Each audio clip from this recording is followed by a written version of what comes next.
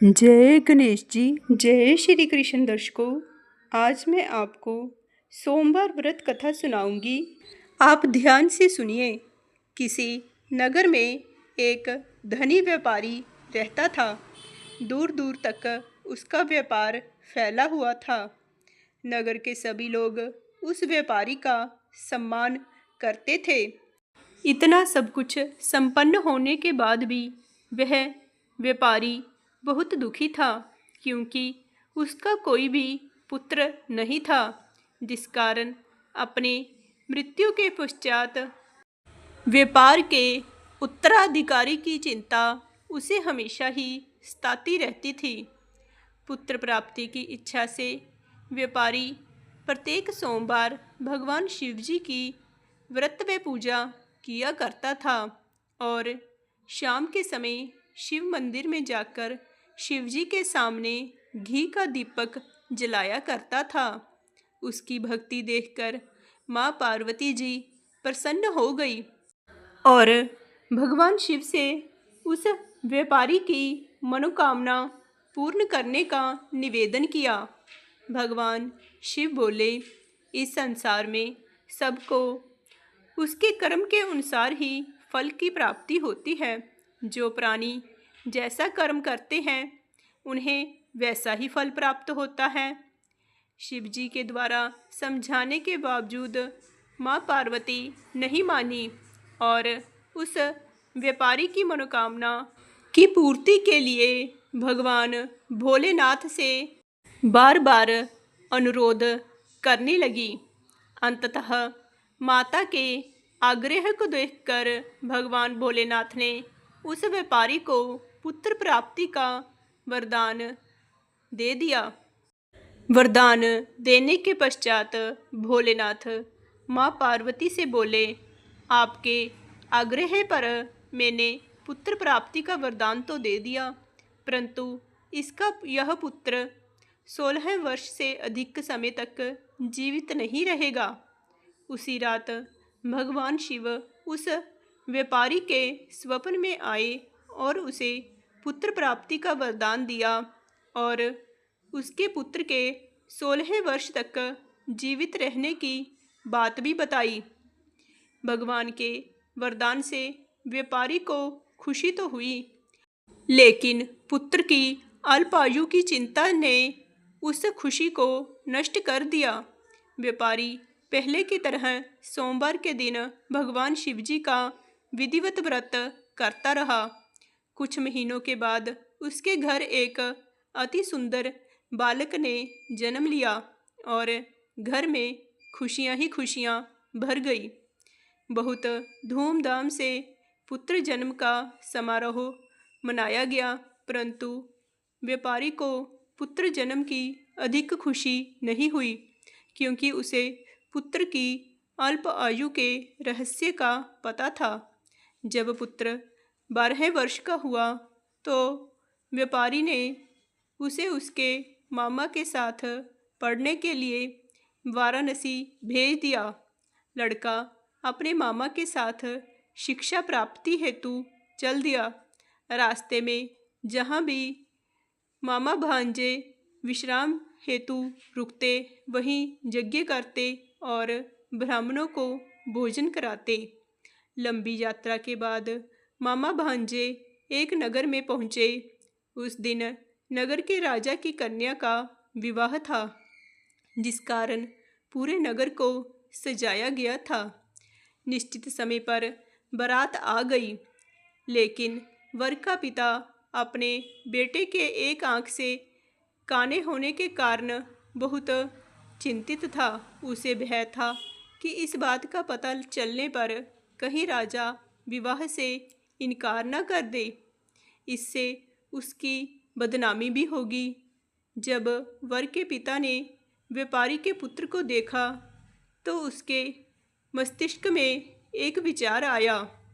उसने सोचा कि क्यों ना इस लड़के को दूल्हा बनाकर राजकुमारी से विवाह करा दूं।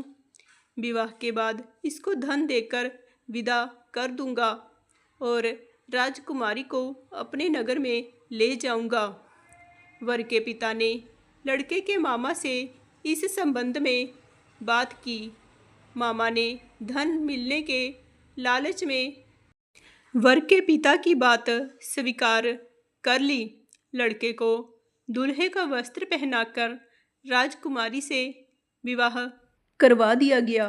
राजा ने बहुत सारा धन देकर राजकुमारी को विदा किया। शादी के बाद लड़का जब राजकुमारी के साथ लौट रहा था तो वह सच नहीं छिपा सका और उसने राजकुमारी के ओढ़नी पर लिख दिया, राजकुमारी, तुम्हारा विवाह मेरे साथ हुआ था।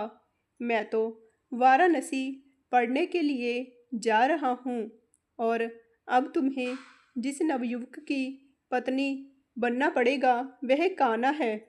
जब राजकुमारी ने अपनी ओढ़नी पर लिखा हुआ पढ़ा तो उसने काने लड़के के साथ जाने से इनकार कर दिया।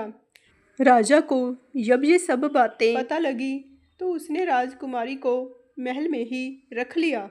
उधर वह व्यापारी का लड़का अपने मामा के साथ वाराणसी पहुंच गया और गुरुकुल में पढ़ना शुरू कर दिया।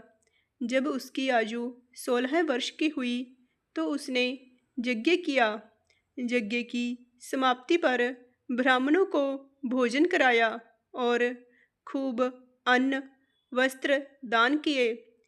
रात को जब वह अपने शयन कक्ष में सो गया, शिवजी के वरदान के अनुसार शयन अवस्था में ही उसके प्राण पखेरु उड़ गए। सूर्य उदय पर मामा मृत भांजे को देखकर रोने पीटने लगा। आसपास के लोग भी एकत्र होकर दुख प्रकट करने लगे। लड़के के मामा के रोने और विलाप करने के स्वर समीप से गुजरते हुए भगवान शिव और माता पार्वती ने भी सुने। माता पार्वती ने भगवान शिवजी से कहा, हे प्राणनाथ, मुझसे इसके रोने के स्वर सहन नहीं हो रहे। आप इस व्यक्ति के कष्ट को दूर अवश्य करें। भगवान शिवजी ने माता पार्वती के साथ अदृश्य रूप में समीप जाकर देखा तो भोलेनाथ माता पार्वती से बोले, यह तो उसी व्यापारी का पुत्र है जिसे मैंने 16 वर्ष की आयु का वरदान दिया था। अब इसकी आयु पूरी हो गई है। माँ पार्वती ने फिर भगवान शिवजी से निवेदन कर उस बालक को जीवन देने का आग्रह किया। माँ पार्वती के आग्रह करने पर भगवान शिवजी ने उस लड़के को जीवित होने का वरदान दिया और कुछ ही पल में वह लड़का जीवित होकर बैठ गया।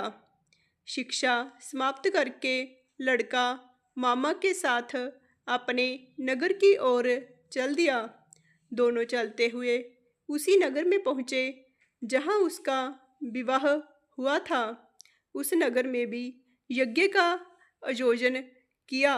समीप से गुजरते हुए नगर के राजा ने यज्ञ का आयोजन देखा और उसने तुरंत ही लड़के और उसके मामा को पहचान लिया।